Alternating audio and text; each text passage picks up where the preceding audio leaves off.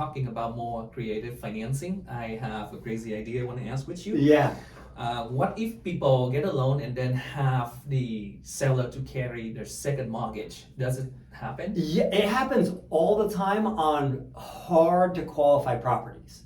So a good example is a property that a seller is getting rid of that's very unique. The last time I saw a seller carry that really made sense was on a vineyard, actually.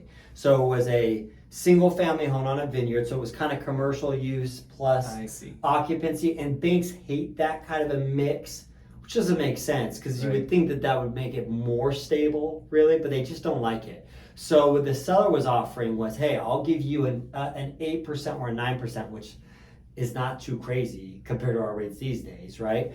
For me to carry your loan. So the seller's going to act as the bank. Mm-hmm. So they're literally going to change title, put it in your name, and they're going to collect the payment based on that interest rate. It's easy to even think of it like if you gave your car to somebody. Mm-hmm. Let's say your car, you own it outright, and I'm like, hey man, you want this car, it's $50,000. You're like, hey, listen, I want it, but I can't afford the $50,000. So I'm like, hey, here's what we're going to do. I'm going to draw a contract up. It's going to be $50,000 at a 10% interest. That payment is going to be $450 a month, and it's based on this, calculation that's going to take you 10 years. I see. And then you sign, I sign, so now you're paying me directly.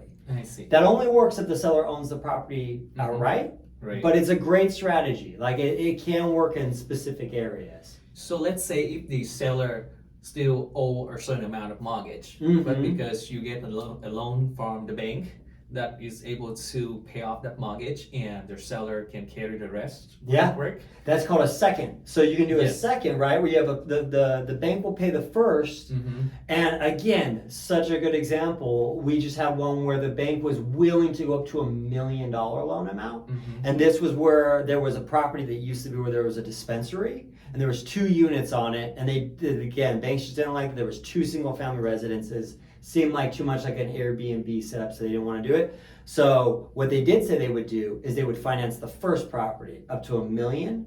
And then the seller, I think it was the total loan need to be like $1.8 million. The seller financed the remaining $800,000. I see. So that works as well. You can get dual financing in that scenario. But does it hard for a buyer to get qualified in that situation? No, which is kind of great because really, in the first situation, you just have to, the seller has to like you, right? They might, Yes. they might be like, how much do you make? And they want to make sure you make enough, right? Right. To see that you can make the payment. In the second scenario, even that is easier to qualify for because the bank's not giving you the total loan amount.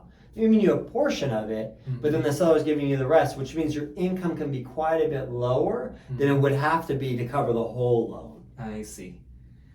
This is great solution. It is very helpful. I don't see the first scenario coming too easily because why people sell if they don't need the money, right? Yeah. Yeah, but if they can get a good chunk amount of money and then they just finance the rest, I think more people are motivated to do it, especially this They're going to market. be open to it. You're definitely right about that. Yeah.